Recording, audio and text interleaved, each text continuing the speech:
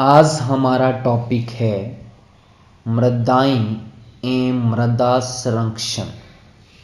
तो सबसे पहले हमें ये पता होना चाहिए कि मृदा शब्द की उत्पत्ति किस भाषा से हुई है।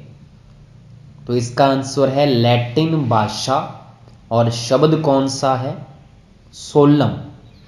लैटिन भाषा के सोलम शब्द से इसकी उत्पत्ति हुई है और जिसका मीनिंग क्या होता है? फर्श। सोलम का मीनिंग होता है फर्श। सेकंड हमने पॉइंट ध्यान में रखना है कि मृदा के अध्ययन को पेडोलॉजी कहते हैं। स्टडी ऑफ सॉइल को क्या कहेंगे? पेडोलॉजी। विश्व मृदा दिवस हर साल 5 दिसंबर को मनाया जाता है। तो विश्व मृदा दिवस क्वेश्चन आ सकता है, कब मनाया जाएगा? 5 दिसंबर को। नेक्स्ट बात करते हैं राज्य में पाई जाने वाली प्रमुख मिट्टियां। तो सबसे पहली मिट्टी कौन सी है? रेतीली मृदा। इसी को बलुई भी कहते हैं, इसी को मरुस्थलीय मृदा भी कहते हैं और इसी को शुष्क मृदा भी कहते हैं। इसके अगर कणों की बात करें तो इसके कण होते हैं मोटे। अब मोटे कण हैं इसलिए इसकी जल धारण जो क्षमता है वो कम होती है। इसमें कौन सी फसलें होती हैं? तो बाजरा, ग्वार, ये फसलें इसमें ज़्यादा होती हैं। और ये राज्य के पश्चिम में मिट्टी पाई जाती है, जैसे कि जैसलमेर हो गया, बाड़मेर, जोधपुर, चूरू, सीकर, झुंझुनू, बीकानेर, इन जिलों में यह मिट्टी पाई जाती है। सेकंड है भूरी रेतीली मृदा। राजस्थान के सर्वाधिक क्षेत्रफल पर यह मिट्टी पाई जाती है। कृषि इसमें होती है दलहन की। अरावली के पश्चिमी भाग में ये मिलती है मिट्टी, जैसे कि जोधपुर हो गया, नागौर, जालोर, सीकर, चूरू, झुंझुनू, बीकानेर, इस क्षेत्र में ये मिट्टी देखने को मिलती है। तीसरी है काली मृदा। ये मिलती है हाड़ौती के पठार में, मतलब जो कोटा संभाग है वहां पे ये मिट्टी देखने को मिलती है, जिसमें सबसे ज़्यादा नाइट्रोजन होती है। कण इसके बहुत ही बारीक होते हैं, इसलिए जल धारण क्षमता सर्वाधिक होती है। इसमें कपास, गन्ना, सोयाबीन, धनिया, संतरा, अफीम जैसी फसलें क्या होती हैं? ज़्यादा होती हैं। चौथी आती है लाल मृदा। मेवाड़ में राजसमंद हो गया, उदयपुर, डूंगरपुर जिलों में ये मिलती है। इसमें ज्वार व मक्का फसलें उगाई जाती हैं। पांचवी आती है लाल काली मृदा। ये भी मेवाड़ में है, लेकिन जिले आ जाते हैं भीलवाड़ा, चित्तौड़गढ़, प्रतापगढ़ और बांसवाड़ा जिलों में। इसमें मक्का व कपास दोनों ही उगाई जाती हैं, क्योंकि लाल मृदा में मक्का होता है और काली में कपास होती है। तो ये लाल काली है तो दोनों ही उगा दिए जाते हैं।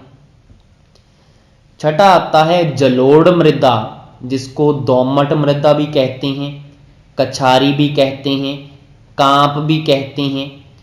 राजस्थान की सबसे ज़्यादा जो उपजाऊ मिट्टी है वो जलोढ़ मृदा है और ये पूर्वी राजस्थान में मिलती है, जैसे कि जयपुर हो गया, दौसा हो गया, टोंक, भरतपुर, धौलपुर जिलों में।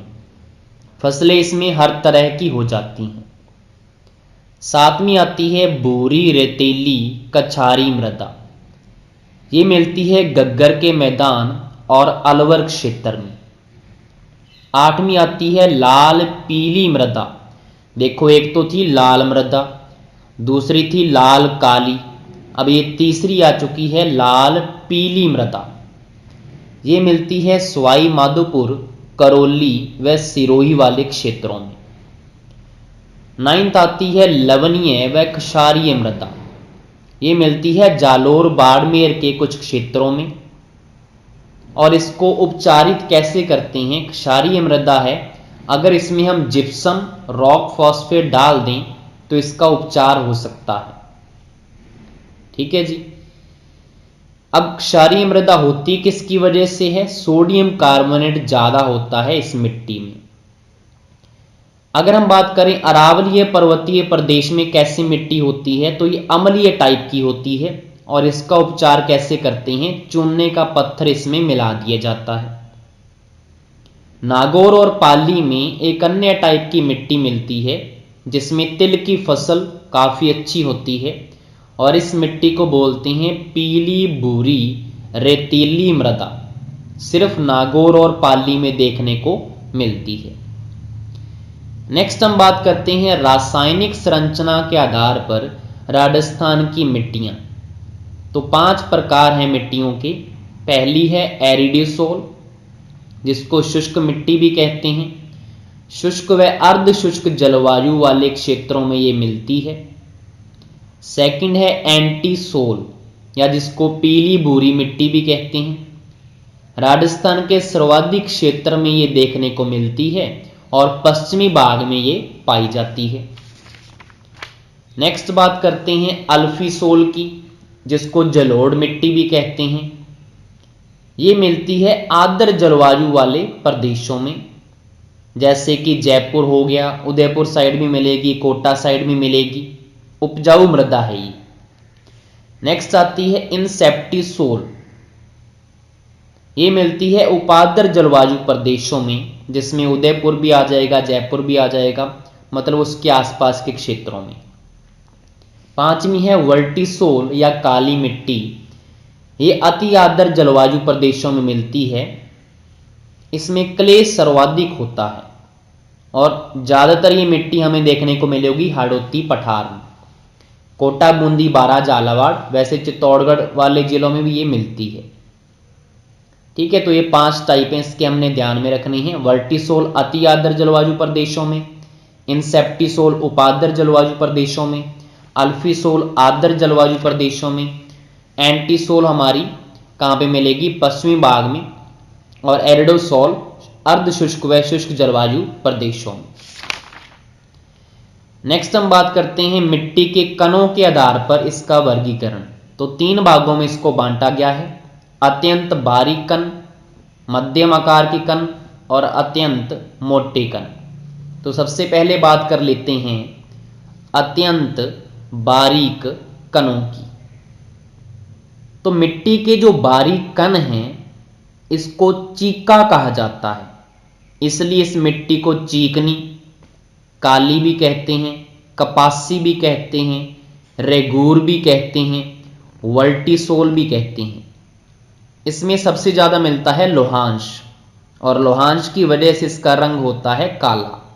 सबसे ज्यादा इसमें नाइट्रोजन भी देखने को मिलता है। और अगर लो ऑक्साइड की मात्रा कम हो जाए तो मिट्टी का रंग हो जाता है लाल।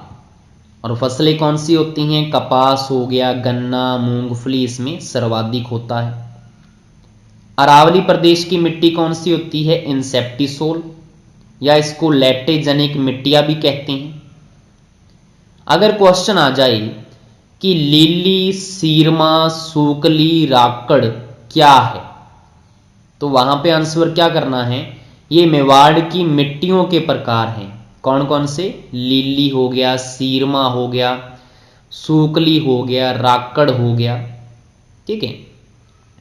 सेकंड आता है मध्यम आकार के कण। इस मिट्टी को दोमट मिट्टी कहते हैं, कछारी कहते हैं, खादर कहते हैं, जलोढ़ कहते हैं, कांप भी कहते हैं और एल्फीसोल भी कहते हैं।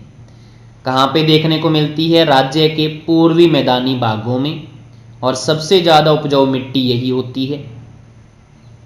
अगर हम बात करें नदी घाटियों में कौन सी मिट्टी होती है, तो भूरी दोमट मिट्टी या बलुई दोमट मिट्टी देखने को मिलती है। जैसे कि अगर गग्गर के मैदान की बात करें, जिसमें गंगानगर व हनुमानगढ़ आ जाते हैं, तो वहां पे हमें बलुई दोमट मिट्टी देखने को मिलती है। तीसरा टाइप है अत्यंत मोटे कणों वाली। इसको बालू भी कहते हैं, बलुई भी कहते हैं, रेतीली भी कहते हैं, लवणीय भी कहते हैं, अम्लीय भी कहते हैं और एरिडोसोल भी कहते हैं। सर्वाधिक क्षेत्र में ये देखने को मिलती है। अरावली के पश्चिमी भाग में जो 12 जिले हैं उसमें ये मिट्टी देखने को मिलती है और सर्वाधिक इस मिट्टी में कैल्शियम होता है और ज्वार, बाजरा, ग्वार फसलें यहाँ पे होती हैं। अब मिट्टी या तो अम्लीय होती है, क्षारीय या उदासीन होती है। उदासीन तो हमारे लिए उपजाऊ मिट्टी होती है। अम्लीय मिट्टी अगर है तो उसमें कैल्शियम ज़्यादा होता है। तो उसका समाधान कैसे कर सकते हैं? उसमें आप चूना मिला दो या फास्फोरस मिला दो या जस्ते का चूर्ण मिला दो। और अगर मिट्टी लवणीय या क्षारीय है उसको ऊसर मिट्टी कहते हैं। उसमें सोडियम कार्बोनेट ज़्यादा होता है और उसका समाधान कैसे होता है? उसमें जिप्सम मिला दो आप। नेक्स्ट बात करते हैं, मिट्टी से रिलेटेड कुछ टर्म्स हैं कि मिट्टी की रेंगती हुई मृत्यु किसे कहते हैं। अगर मिट्टी में जो सबसे उपजाऊ तत्व ह्यूमस होता है, अगर उसका अपरदन हो जाए तो उसको बोलते हैं मिट्टी की रेंगती हुई मृत्यु। नेक्स्ट क्वेश्चन है, कृषि का क्षय रोग किसको कहते हैं? तो मृदा का जो अपरदन होता है इसी को कृषि का क्षय रोग कहा जाता है। नेक्स्ट अब अगर हम बात करें, वायु से अपरदन सबसे ज्यादा कहां पे होता है? तो जैसलमेर में और सबसे कम धौलपुर में होता है। अब नालिका अपरदन कहां पे होता है? तो दक्षिणी पूर्वी राजस्थान में। सर्वाधिक जो चंबल नदी से ये अपरदन होता है। अगर बात करें आवरण अपरदन किससे होता है, कहां पे होता है? तो पर्वतीय प्रदेशों में होता है। सबसे ज्यादा सिरोही और राजसमंद जिलों में देखने को मिलता है। नेक्स्ट है, सेम की समस्या क्या है? अगर ये क्वेश्चन आ जाए तो नीचे से ऊपर की ओर केशिकाओं द्वारा जो रिसाव की प्रक्रिया होती है जिससे मिट्टियां अम्लीय या क्षारीय बन जाती हैं उसी को सेम की समस्या कहते हैं। और सेम से प्रभावित जिले कौन कौन से हैं? हनुमानगढ़ और गंगानगर। पहले पे आता है हनुमानगढ़, सबसे ज्यादा सेम की समस्या। दूसरे पे आता है गंगानगर। और अगर गांव पूछ ले हनुमानगढ़ में तो बड़ोपल गांव जो है वो सर्वाधिक क्या है? प्रभावित है। और इसका जो सोल्यूशन है वो क्या है? यहां पे आपको सफेदा जो होता है यूकेलिप्टस उसको आपको लगाना चाहिए क्योंकि वो काफी नीचे तक का जो पानी है उसको सोख लेता है, जो कि ऑस्ट्रेलियन पादप है। सर्वाधिक उपयुक्त वृक्ष है ये। अब कुछ कार्यक्रम हमें ध्यान में रखने हैं, परियोजनाएं। इंडो डच जल निकासी परियोजना क्या है? पहले तो ये नीदरलैंड के सहयोग से चल रही है। कब चली? 2003 में। इस योजना के तहत यूकेलिप्टस नामक पेड़ दलदल को रोकने के लिए लगाए जा रहे हैं। अगर पूछ ले राजाद परियोजना क्या है, तो पहले तो ये भी सेम की समस्या को दूर करने के लिए है। किसके सहयोग से चलाई जा रही है? कनाडा के सहयोग से। किस एरिया में? चंबल सिंचाई क्षेत्र में ये चल रही है। तीसरा क्वेश्चन, राजस्थान में डेजर्ट जोन कितने हैं? तो 85 डेजर्ट ब्लॉक हैं। और सूखा प्रभावित क्षेत्र कार्यक्रम कितने जिलों में चल रहा है? 11 जिलों में। ये कुछ फैक्ट आपको ऐसे के ऐसे ध्यान में रखने हैं। नेक्स्ट आपको ध्यान में होना चाहिए कि तालाब में जो पानी होता है और जो दलदल है वो सूखने के बाद ऊपर जो उपजाऊ मिट्टी की परत जम जाती है उसको क्या कहा जाता है? तो उसको कहते हैं पनो। अगर पूछ ले अनुपजाई भूमि को क्या कहते हैं? बांजड़। सिंचित भूमि को क्या कहते हैं? चाही। और असिंचित भूमि को बारानी कहते हैं। असिंचित को बारानी, सिंचित को चाही, अनुपजाऊ को बांजड़। ठीक है। नेक्स्ट हम बात करते हैं अकाल की। तो अकाल कौन कौन से पड़े हैं राजस्थान में? एक तो होता है अन्न अकाल, जो किससे रिलेटेड होता है? कृषि उपज से संबंधित होता है। जल अकाल, जल का जब अभाव हो जाता है। तृण अकाल, घास व चारे का जब अभाव होता है तो तृण अकाल कहता है उसको। फिर आता है त्रिकाल। त्रिकाल का मतलब जब तीनों का क्या हो जाए? कमी हो जाए, अन्न का भी, जल का भी और चारे का भी, तो उसको त्रिकाल कहेंगे। एक चालीसा अकाल होता है, एक पंचकाल भी होता है, छपनिया अकाल होता है, एक सहसा मुदसा, ये भी अकाल का टाइप है। मैक्रो ड्राउट अकाल भी होता है, ड्राउट। स्थाई पाहुना भी होता है, ये भी अकाल का टाइप है। स्थाई पाहुना कब होता है? जब अनावृष्टि के कारण अकाल पड़ जाए, उसको कहते हैं स्थाई पाहुना। नेक्स्ट हमें पता होना चाहिए कि मरुस्थलीय जिले कितने हैं, टोटल 12 हैं। इसके बाद हम कार्यक्रमों की बात करते हैं मरुस्थल को रोकने के लिए। तो सबसे पहले आता है सूखा संभाव्य क्षेत्र कार्यक्रम। कब चला? 1974-75 में। बजट क्या है? केंद्र का 75 और राज्य का 25। कितने जिलों में चल रहा है? राजस्थान के 11 जिलों में। और विकासखंड कितने हैं? 31। कई जगह 32 मिलता है, कई जगह 31 लिखा हुआ है। ठीक है, तो कोई भी दोनों में एक मिलेगा, आपको टिक कर देना। नेक्स्ट है मरु विकास कार्यक्रम। कब चला? 1977-78 से। बजट क्या है? 75/25। कितने जिलों में चल रहा है? 16 जिलों में। कितने विकासखंडों में? 85 विकासखंडों में।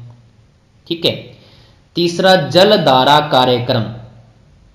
इसके अंतर्गत क्या है? किसानों को सिंचाई हेतु नाम मात्र के किराए पर पट्टे पर पंप सेट प्रदान किए जाते हैं। मतलब आपको अगर सिंचाई करनी है तो पंप सेट मिलेगा, नाम मात्र का आपका किराया लगेगा। जलधारा कार्यक्रम ये है। फूड स्टैंप योजना कब स्टार्ट हुई? 15 अगस्त 2004 से। इसको ध्यान में रखना है।